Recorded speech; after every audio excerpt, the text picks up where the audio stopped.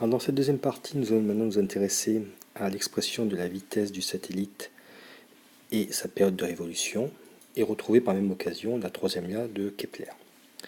Pour cela, nous avons besoin du résultat précédent, établi dans la première vidéo, qui montre l'expression du vecteur accélération dans le référentiel galiléen OX, OY. Nous savons par ailleurs que dans le référentiel de Freinet, donc référentiel qui est mobile, qui est donc défini par le satellite, un vecteur tangentiel unitaire, un vecteur normal UN, comme ceci, l'expression de cette même vecteur accélération vaut dv sur dt ut plus v carré sur r un. Donc on va juste tracer maintenant les différents vecteurs de la base de Freinet. Alors je vais rajouter ici le vecteur ut qui est tangentiel, comme ceci. Donc j'ai supposé que le mouvement du satellite était dans ce sens-là. Et enfin, nous avons le vecteur UN qui est perpendiculaire à UT et radial.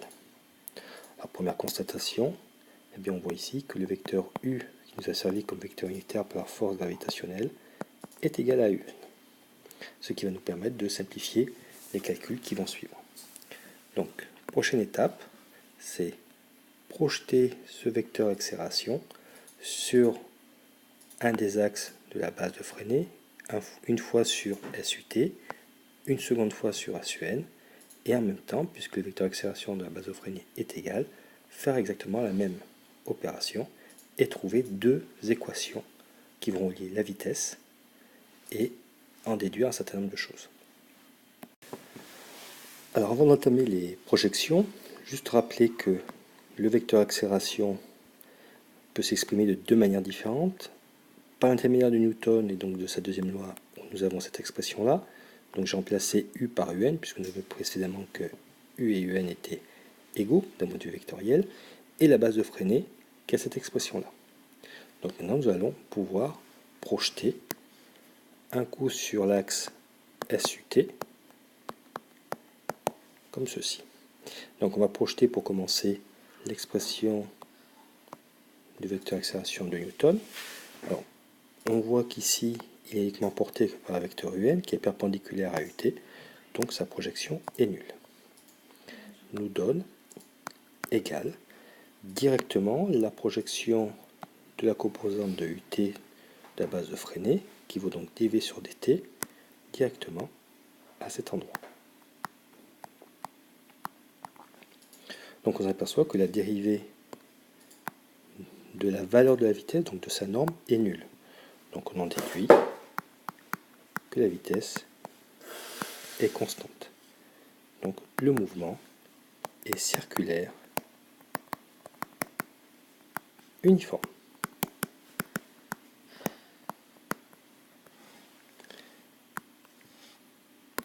Deuxième projection, cette fois-ci nous projetons sur l'axe SUN, comme ceci, et nous procédons exactement de la même manière, c'est-à-dire que nous prenons ici la composante du vecteur accélération sur UN, donc ça donne ici directement GM sur R carré, égale la composante du vecteur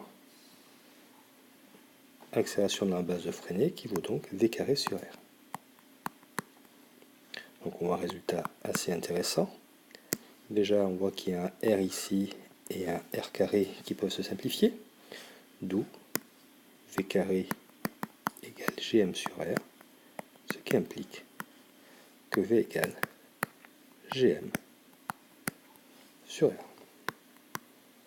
Donc on en déduit que la vitesse ne dépend que de la constante de gravitation, la masse de l'attracteur et du rayon de l'orbite, ici du rayon de notre cercle, qui est donc bien constante puisque la vitesse est elle-même constante. Alors, à partir de là, on va pouvoir déterminer la période de révolution de notre satellite. Alors, pour déterminer cette période de révolution, on va partir de notre expression de la vitesse, V, comme elle est constante, ben, sa distance parcourue au cours d'une révolution, c'est-à-dire le périmètre d'un cercle, divisé par la durée pour parcourir cette périmètre ou cette orbite, c'est-à-dire la période en elle-même. Et le périmètre d'un cercle, c'est 2πr sur t. Comme on connaît l'expression de V, on va pouvoir trouver une expression de t qui dépendra de G, la constante gravitationnelle, grand M, la masse de l'axe attracteur, et R, le rayon de notre cercle. Ce qui nous donne t égale 2π R sur V, avec V qui vaut G grand M sur R, le tout en racine. Donc, ce qui nous donne t égale 2πr racine carrée de R sur Gm.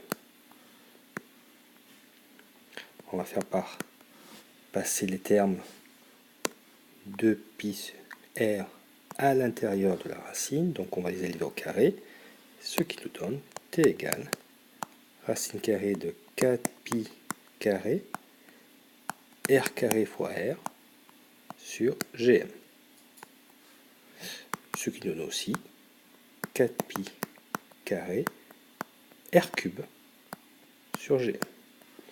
Donc ceci est l'expression de la période en fonction de la constante gravitationnelle universelle de gravitation, la masse de l'axe attracteur et du rayon de notre cercle. Alors ceci nous donne directement la période t, mais si on l'élève au carré, on va avoir un résultat beaucoup plus intéressant, comme ceci. Donc si j'élève t au carré, ça me fait 4π carré R cube sur Gm. Donc on a fait disparaître la racine carrée. Et puis si on fait passer le R cube de l'autre côté, ici, ça nous donnera à ce moment-là t carré sur R cube égale 4π carré sur Gm. Et là, nous avons un résultat extrêmement intéressant. On voit que le carré de la période divisé par le demi-grand axe de l'orbite au cube est égal à 4π carré sur Gm, c'est-à-dire à une constante. Donc ici, égale constante. C'est ni plus ni moins que la troisième loi de Kepler.